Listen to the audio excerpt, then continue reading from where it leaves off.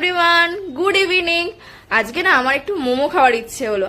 আর বলো, আজকে তো মোমো খাওয়ারই মতো ওয়েদার আছে। আজকে নাই, কদিন ধরে যা বৃষ্টি হচ্ছে, তো একটু মোমো, ম্যাগি, দুধ চা এগুলো খাওয়ার মতোই ওয়েদার কিন্তু সন্ধ্যেবেলা। তো কদিন ধরে ভাবছিলাম খাবো, কিন্তু আমার খাওয়া হচ্ছিল না।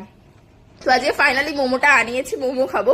আর এই যে ইয়াম্মি মোমো আর মোমো স্যুপ, এই যে সসটা দেয় না মোমোর সাথে ডিপ করে খাওয়ার জন্য, অত্যন্ত ঝাল, বাট আমার না ভীষণ ভালো লাগে। যতই ঝাল লাগুক তাও আমি খাবো।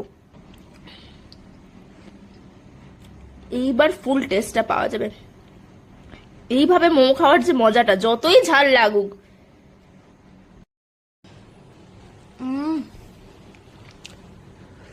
এই যে মা একটু চা দিয়ে গেল, বললো একটু চা খা। তো রিজন আছে বর্ষাকালকে, আর খারাপ লাগারও কিছু রিজন আছে। ভালো লাগার মেন রিজন হলো এই যে অত্যন্ত গরমে আমরা পাগল হয়ে যাচ্ছি, সেই গরমের হাত থেকে আমরা বাঁচছি, 1 নম্বর রিজন।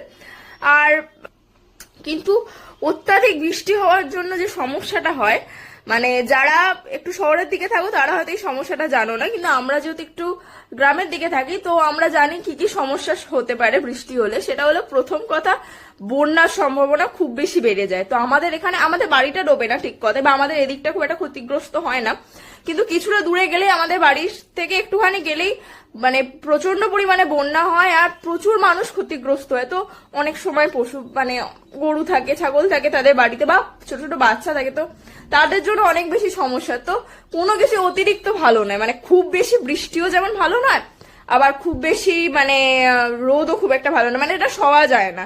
কিন্তু প্রকৃতির নিয়মে সবকিছুই আমাদের মেনে নিতে হবে। কখনো বন্যাও সেটাও মেনে নিতে হবে, বা অত্যাধিক গরমে খরা সেটাও আমাদের মেনে নিতে হবে। সেটা সবটাই প্রকৃতির হাতে।